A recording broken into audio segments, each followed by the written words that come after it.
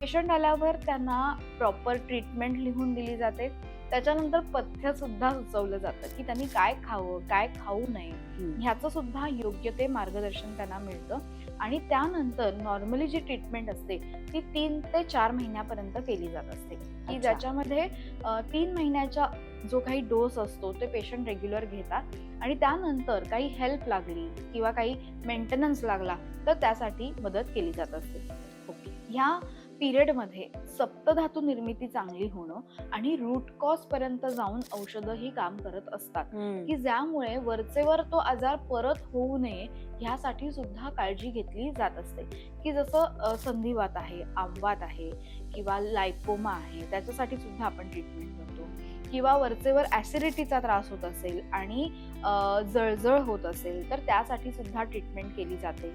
आणि त्यानंतर आपण पंचकर्म सुद्धा आपल्या क्लिनिकमध्ये करतो, की ही ट्रीटमेंट कशी आहे, शमन आणि शोधन ही जी आयुर्वेदात ट्रीटमेंट सांगितलेली आहे.